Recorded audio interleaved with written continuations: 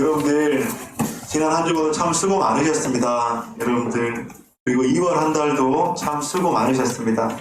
참 하나님의 그 창조의 섭리 법칙 가운데 이 땅은 그렇게 또 추운 겨울이 지나가고 또 만물의 그 대지 위에 새로운 새싹이 돋아나는 3월의 첫날을 내일 맞습니다. 여러분들 추운 겨울 너무나 수고 많으셨고요. 여러분들 또 3월도 주님께서 베풀어 주신 그 은혜 가운데 기대함으로 맞기를 축복합니다. 여러분 옆에 분들 그렇게 좀 가족분들하고 그렇게 함께 좀 인사합시다. 2월 한 달 수고 많으셨습니다. 한번 그렇게 한번 인사하실까요? 네, 수고 많으셨습니다. 덧붙여서 3월이 기대됩니다. 한번 그렇게 한번 축복 한번 해줄까요? 3월이 기대됩니다. 아멘.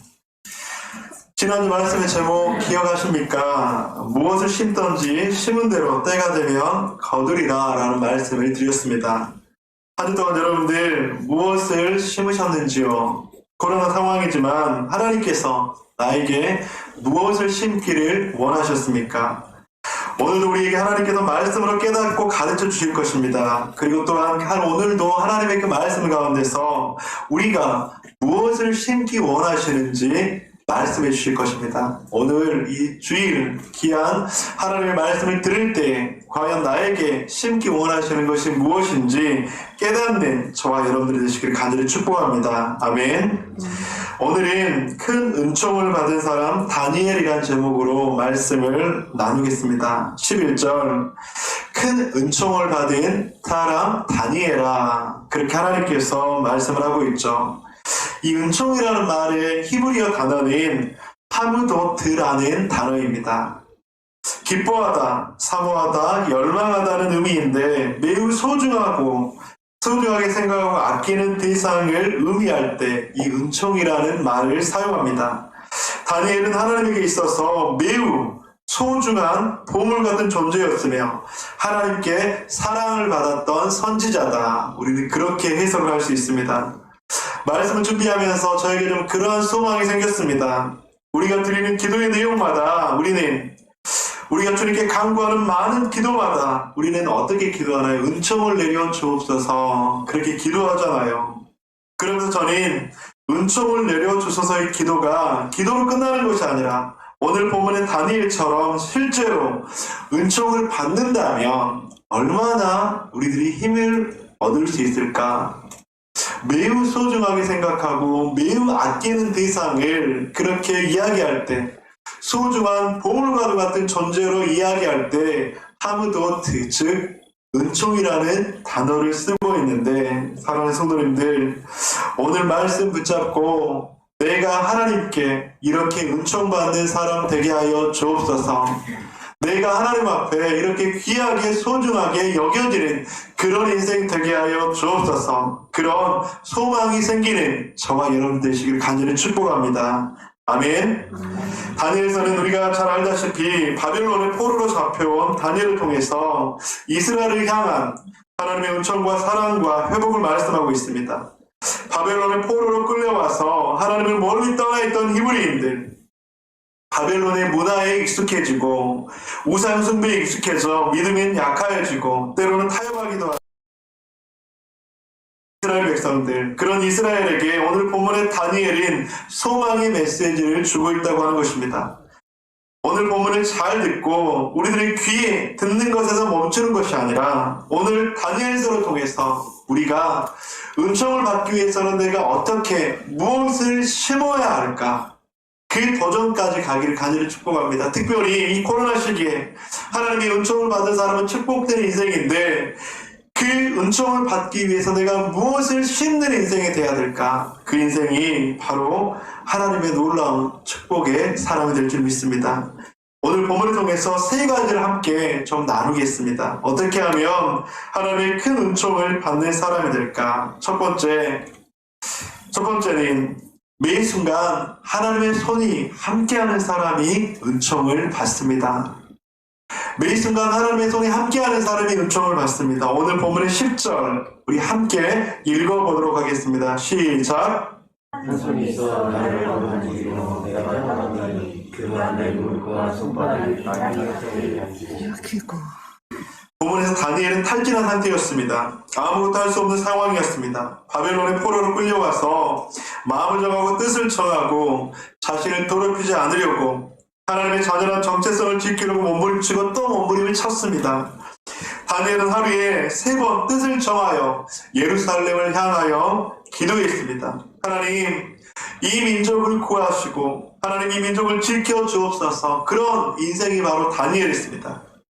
다니엘은 인정도 받았습니다. 여러분들, 우리가 다니엘서에서 보다시피 이방 왕도 다니엘을 통해서 네가 믿는 하나님, 다니엘이 하나님을 찬양할지어다, 그 이야기까지 하고 있잖아요. 그런 다니엘이었지만 시댁의 강가에서 본 환상은 그를 무너지게 했습니다. 사마리아인의 방해로 말미암아서 조국의 성전 재건이 중단된 상태였고, 답답하고 암울한 조국의 상황을 보면서 금식하며 기도했다고 하는 것이죠. 급기야 다니엘은 영적으로 육적으로 번아웃에, 즉 탈진의 상황에 빠졌다고 하는 것입니다. 그런 상황에서 오늘 본문 가운데서 하나님의 손길이 다니엘에게 임했다고 하는 것입니다. 오늘 본문의 8절, 그러므로 나만 홀로 있어서 이 큰 환상을 볼 때에 내 몸에 힘이 빠졌고 나의 아름다운 빛이 변하여 썩은 듯 하였고 나의 힘이 다 없어졌으니, 모든 힘이 다 빠졌대요. 아름다운 빛이 변하여 썩은 듯 하였대요. 나의 힘이 다 없어졌대요. 그때 내가 그 음성을 들었는데, 그의 음성을 들을 때에 내가 얼굴을 땅에 대고 깊이 잠들었느니라. 다니엘의 육적, 영적 상황인 지칠 대로 지쳐서 힘이 없어지고 잠들었다고 표현합니다. 우리는 다니엘과 같은 영적으로 육적으로 지치고 무기력하고 힘이 빠지는 그런 상황을 경험해 보았을 것입니다. 가정에서의 문제로, 자녀의 문제로, 건강의 문제로, 물질의 문제로, 직장에서의 문제로, 미래에 대한 문제로, 취업의 문제로, 진학의 문제로, 여러분들 우리 모두는 이런 일들을 경험했을 거예요. 또는 신앙의 문제로, 하나님과의 관계 속에서, 공동체 속에서 이런 어려움에 깊은 나락과 같은 시간들은 어쩌면 호흡이 붙어있는 모든 사람들은 피해갈 수 없는 일이라고 하는 것입니다.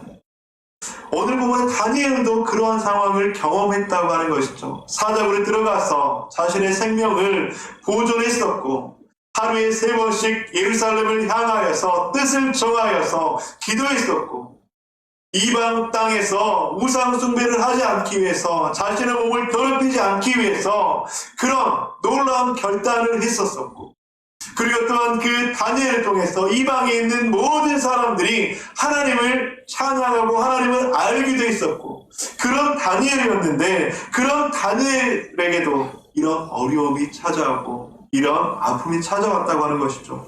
그런데 중요한 것은 그런 다니엘에게 오늘 본문에서 하나님께서 찾아오셨다고 하는 것이죠. 그리고 다니엘을 부를 때 큰 은총을 입은 다니엘아, 그렇게 이야기하고 있다고 하는 것이죠. 오늘 본문의 10절, 한 손이 있어 나를 어루만지기로 내가 떨었더니 그가 내 무릎과 내 손바닥이 땅에 닿게 일으키고, 그러니까 조금 전에 8절과 9절에서는 내 몸에 힘이 빠지고 내 빛이 변하여 썩어듯 하였고 나의 모든 힘이 다 없어졌는데, 그런 나에게 한 손이 있었다고. 한 손이 있어 나를 어루만지기로 내가 떨었더니 그가 내 무릎과 손바닥이 땅에 닿게 일으키고. 사랑하는 성도님들, 우리가 하나님의 은총을 받을 수 있는 비결인 하나님의 손이 함께할 때 가능할 줄 믿습니다.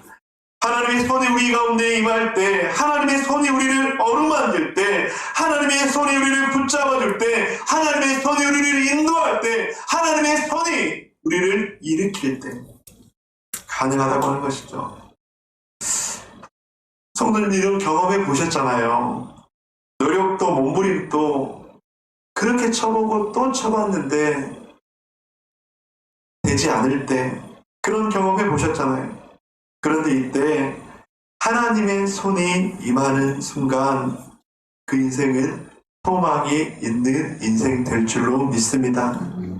시편 37편 23절과 24절에서 말씀합니다. 우리 함께 한 목소리로 읽어볼까요? 시작. 여호와께서 사람의 걸음을 정하시고 그의 길을 기뻐하시나니 그는 넘어지나 아주 엎드러지지 아니함을 여호와께서 그의 손으로 붙드시느니라. 넘어지는데 아주 엎드러지지 않는데요. 넘어지는데 다치지 않는데요. 넘어지는데 실족하지 않는데요. 넘어지나 아주 엎드러지지 아니하면 여호와께서 그의 손으로 붙드심이니라. 사랑하는 성도님들, 하나님의 손에 붙들렸을 때 우리는 넘어졌지만 다시 일어설 수 있고, 하나님의 손이 붙들렸을 때 우리는 다시 하나님의 놀라운 회복을 경험하게 될 줄 믿습니다. 사랑하는 성도님들, 넘어졌지만 엎드려지지 않는 인생 되기를 간절히 축복합니다. 여러분, 우리 넘어질 수 있어요. 어떻게 사람이 살다 보면 넘어지지 않겠습니까? 저도 마찬가지고 하나님 외에 넘어지지 않는 분은 이 땅 가운데 없습니다. 그리고 우리가 이 땅을 살아가는 그 이상 천국 가기 전에 넘어지지 않는 사람은 아무도 없습니다. 네, 여러분들, 넘어지지만 엎드러지는 인생이 있고 넘어지지만 엎드려지지 않는 인생이 있는 줄 믿습니다. 저는 우리 더불어 모든 가족들이 넘어지지만 엎드려지지 않는 인생 되기를 간절히 축복합니다. 여러분들, 왜 엎드려지지 않아야 되냐면 이사야 2장 15절에서 말씀합니다. 그들이 어디로 가든지 여호와의 손이 그들에게 재앙을 내리시니, 곧 여호와께서 말씀하신 것과 같고 여호와께서 그들에게 맹세하신 것과 같아서 그들의 괴로움이 심하였더라. 여러분들, 넘어져도 엎드려지지 않는 것은 여호와의 손이 우리를 붙들어주기 때문인데, 여호와의 손이 붙들어지지 않으면 엎드러져서 재앙받는다고요. 하나님의 손이 우리를 붙들어주지 않으면 잘 되는 것 같고 부족함이 없는 것 같고, 하지만 재앙을 내리신다고 말씀합니다. 그들의 괴로움이 심하게 된다고 말씀합니다. 하나님의 손이 오늘 말씀을 믿고 하나님의 말씀을 붙들고자 하는 성도님들에게 강력하게 임하시기를 주님의 이름으로 간절히 축복합니다. 엎드려질 수 있지만, 넘어질 수는 있지만 엎드려지지 않기 위해서 하나님의 손, 하나님이 내밀어 주신 손, 하나님께서 함께하기를 원하는 손, 하나님께서 붙들기를 원하는 손, 그 손에 속에서 그 손을 잡는 저와 여러분이 되시기를 주님 이름으로 간절히 축복합니다. 하나님 성도님들, 하나님의 손에 붙들리는 인생은 은총을 받게 되는 줄 믿습니다.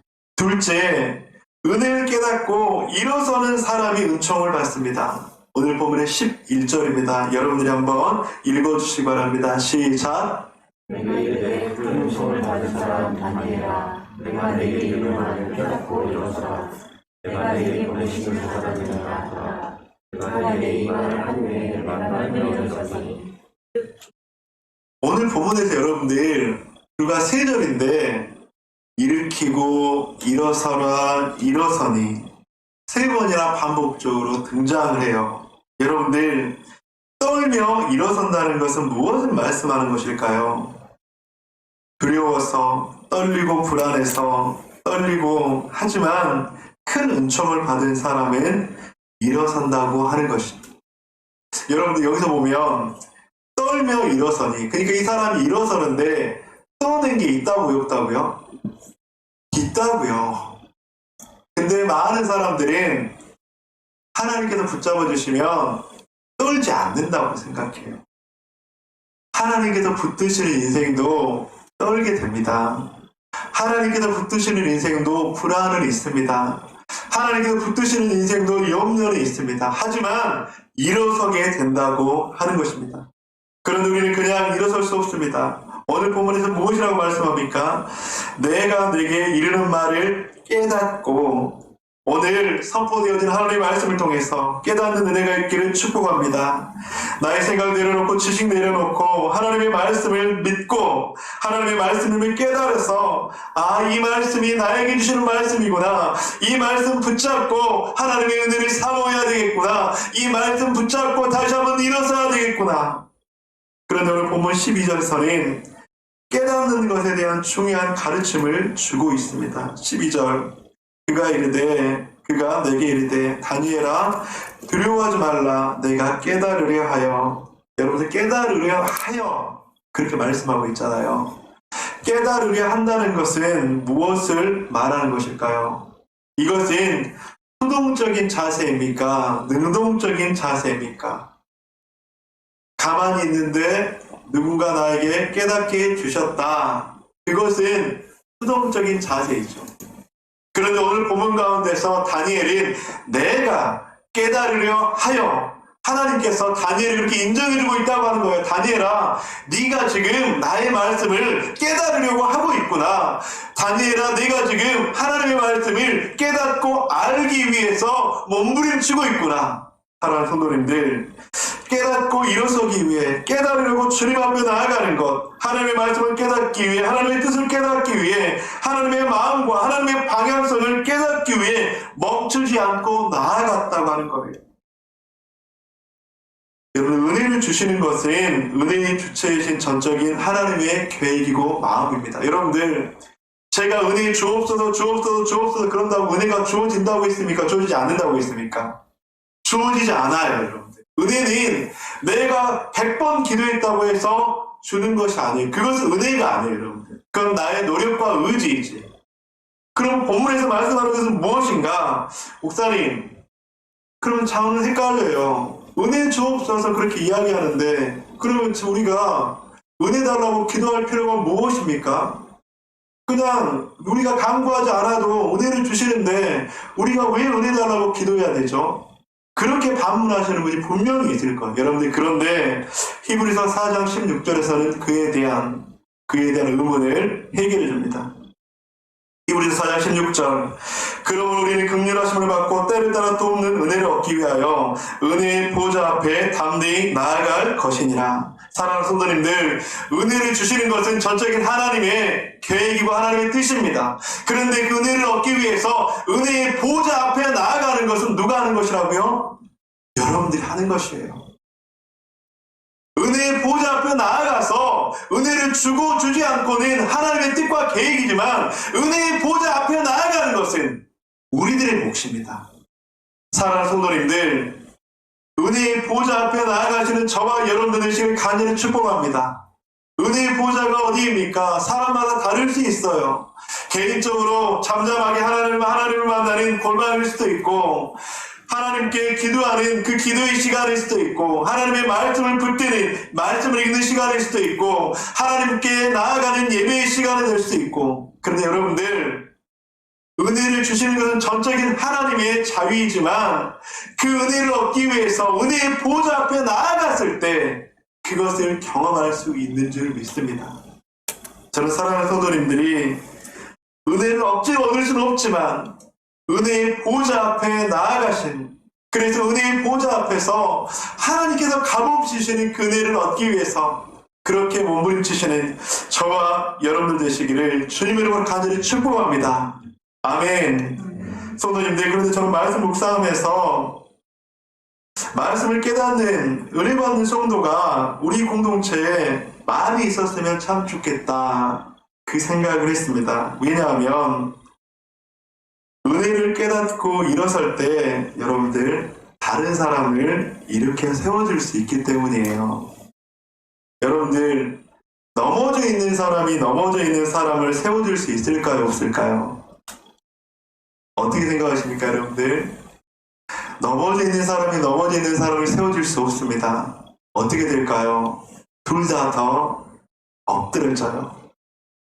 그런 의미에서 본다면 저는 우리 더보듬의 지체들이 한 사람이 은혜의 보좌 앞에 나아가서 하나님의 은혜로 세워지면 그 사람이 또 다른 사람을 세워주고 그 사람이 또 다른 사람을 세워주고 사랑하는 성도님들, 그래서 우리는 은혜의 보좌 앞에 담대히 나아가야 되는 거예요. 우리 모두가 값없이 주시는 은혜를 깨달아서 은총을 입고 여러분들을 통해서 넘어져 있는 사람들이 또 세워지고 넘어져 있는 사람들이 또 세워지고 그런 하나님의 축복의 공동체. 여러분들 코로나19로 지금 세상이 얼마나 각박해졌습니까? 그런 세상 속에 나아가서 일어선 사람들이 또다시 세워주고 또다시 격려하고 믿지 않는 사람들에게 또다시 힘을 주고 용기를 주고 그런다면 이 세상 가운데 다시 한번 하나님께서 주시는 소망이 흘러 넘쳐줄 줄로 믿습니다. 우리는 어떻게 하면 은총을 받을 수 있을까? 첫째는 매 순간 하나님의 손이 함께하는 사람이 은총을 받습니다. 둘째는 은혜를 깨닫고 일어서는 사람이 은총을 받습니다. 셋째는 겸비하기로 결심한 사람이 은총을 받습니다. 오늘 본문의 12절 말씀 함께 읽어주시기 바랍니다. 시작! 내가 너에게 이르되 아니라 위하여라 내가 깨달으려 하여 내 하나님 앞에 스스로 겸비하여 하기로 결심한 자로부터 내가 영광을 받으시고 내가 내 이름으로 말미암아 아멘. 여러분, 겸비함 쉬운 말로 그냥 낮아짐, 겸손함이라는 뜻과 동일합니다. 그런데 이 겸비함은 하나님을 인정하는 것입니다. 우리의 문화 가운데는 겸손인 예를 들면 그런 거죠. 제가 우리 간사님 제가 이것 좀 해주세요. 그렇게 이야기하니까 우리 간사님께서 저는 잘 못합니다.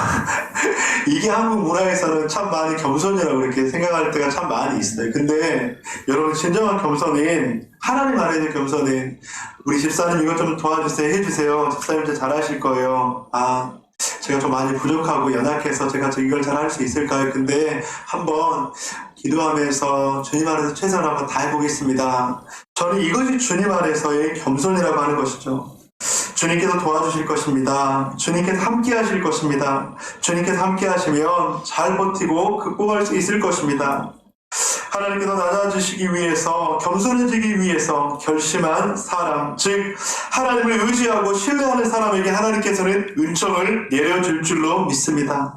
역대하 7장 14절 내 이름으로 일컫는 내 백성이 그들의 악한 길에서 떠나 스스로 낮추고 기도하여 내 얼굴을 찾으면 내가 하늘에서 듣고 그들의 죄를 사하고 그들의 땅을 고칠지라. 여기서 보면 그들의 악한 길에서 떠나 스스로 낮추고, 이 말이 바로 겸비하다, 이 말이 바로 겸손하다는 의미를 가지고 있습니다. 그런데 스스로 낮아지면 겸비함으로 기도하면 하늘에서 듣는다고 말씀하고 있어요. 그들의 죄를 사하고 땅을 고칠 것이라고 말씀하고 있습니다.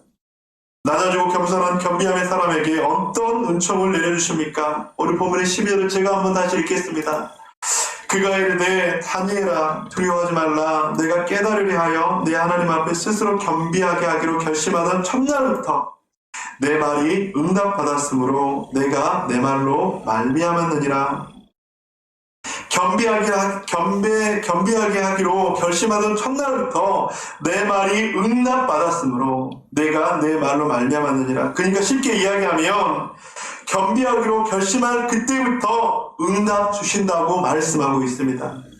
내가 말로 말미암았다. 내가 겸비의 말, 겸손의 말, 믿음의 말을 할 그때 내 그 말이 그대로 응답이 되었다. 사랑하는 성도님들, 겸비한 인생에 주시는 놀라운 축복인 줄 믿습니다. 겸비하기로 결심하던 첫날 그때부터 내 말이 응답받았다. 민수기 14장 28절에서는 무엇이라고 말씀합니까? 그들에게 이르되 여호와의 말씀에 내 삶을 두고 맹세하노라. 너희 말이 내 귀에 들린 대로 내가 너희에게 행하리니. 이처럼 우리들이 하는 겸손의 말은 중요합니다. 내가 겸손으로 한 말이 응답을 받고 겸손으로 한 말이 하나님의 귀에 들린대요.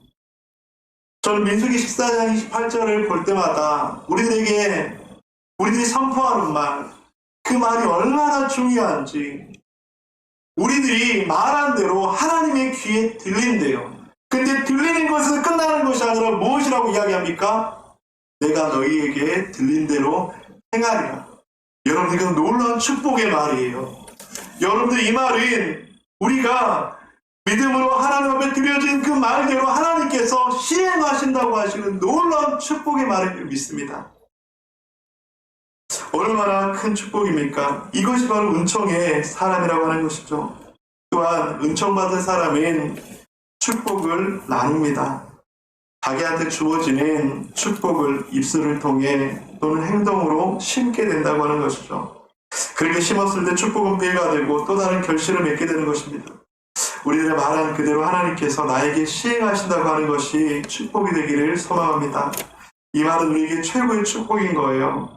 우리 옆에 계신 분들한테 그렇게 한번 축복합시다. 어떻게 축복하냐면 집사님의 입술이 축복의 통로가 되십시오. 그렇게 한번 좀 축복해 줍시다. 한번 좀 인사하겠습니다. 시작.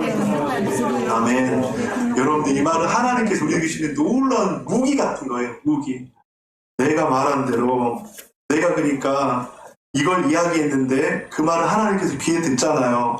누구누구 성도 이 말을 했구나. 그 말한 대로 내가 시행할 것이다. 얼마나 놀라운 하나님의 축복입니까? 여러분들 그런 축복의 통로, 축복의 유통자가 저와 여러분들 되시기를 간절히 소망합니다. 그렇게 들린 대로 하나님께서는 시행하신다는 거예요. 그래서 여러분들 자기 자신을 마음껏 축복하세요. 여러분들의 자녀들을 마음껏 축복하세요. 손자, 손녀들을 마음껏 축복하세요. 여러분들 그 축복이 하나님의 귀에 들리고 하나님의 귀에 들린 그 축복이 그대로 시행될 줄 믿습니다. 그래서 여러분들 또 우리는 근데 여기에서 또 우리들의 말에 대해서 다시 한번 생각해 보아야 돼요. 시편 109편 17절에서 그렇게 말씀합니다. 그가 저주하기를 좋아하더니 그것이 자기에게 임하고 축복하기를 기뻐하지 아니하더니 복이 그를 멀리 떠났으며. 여러분들 우리가 그렇게 축복한 말은 하나님의 귀에 들려서 그대로 시행이 되는데 축복이 아닌 저주하기를 좋아했다면 그것이 자기에게 임하고 축복하기를 기뻐하지 아니하고 복이 그를 멀리 떠난다고 하는 것입니다. 사랑하는 성도님들, 저는 우리 더버드의 모든 가족들이 이런 하나님의 복을 경험하기를 간절히 축복합니다. 두 번째로 은총받는 사람은 두려움이 사라진다고 하는 것이죠. 왜 두려움이 사라질까요? 오늘 본문의 12절입니다. 그가 내게 이르되 다니엘아 두려워하지 말라. 두려워하지 말라고 하나님은 음성을 들려주십니다. 두려움 속에서도 하나님께서 함께 계시기에 다니엘이 하나님의 그 놀라운 축복의 메시지를 들을 수 있다고 하는 것이죠. 사랑하는 더버든 가족 여러분, 우리가 하나님의 은총을 받기 위해 겸손한 사람이 되기를 축복합니다. 그렇게 겸손함으로 주님께 나아가고 은총을 받을 때 축복을 나누는 사람이 될 것입니다. 우리들의 입술로 행함으로 하는 말들과 행동들이 축복의 통로가 될 것입니다. 또한 두려움은 존재하되 두려움은 우리를 이기지 못할 것입니다. 두려움은 늘 우리를 넘어지게는 하지만 엎드려지게는 못하게 할 줄 믿습니다. 말씀을 맺도록 하겠습니다. 우리는 오늘 본문의 다니엘처럼 어떻게 큰 은총을 받을 수 있을까 세 가지를 함께 나누었습니다. 첫째, 매 순간 하나님의 손이 함께하는 사람이 은총을 받습니다. 둘째, 은혜를 깨닫고 일어서는 사람이 은총을 받습니다. 셋째, 겸비하기로 결심한 사람이 은총을 받습니다. 오늘 본문 가운데서 큰 은총을 받은 사람 다니엘아, 그렇게 이야기한 것처럼 하나님의 손이 임하고 은혜를 깨닫고 겸비하기로 결심하는, 그래서 이렇게 은총받은 사람들을 통해서 바로 축복을 나누게 됩니다. 은총받은 사람들은 두려움이 사라지게 된다고 하는 것이죠. 사랑하는 성도님들, 하나님의 손이 함께하며 은혜를 깨닫고 일어서며 결심하기로 겸비하기로 결심할 때 우리는 하나님의 은총을 받게 될 줄 믿습니다. 그렇게 은총받는 성도는 축복을 나누는 사람이 될 것이고 다른 사람을 일으켜 세우는 사람이 될 것이고 또한 두려움 때문에 넘어지기는 하지만 절대로 엎드려지지 않는 놀라운 인생이 될 줄을 믿습니다. 그럼 하나님의 은총과 하나님의 은총의 축복이 오늘 본문 가운데 다니엘이 받았던 것처럼 저와 여러분들에게 임하시기를 주님의 이름으로 간절히 축원드립니다.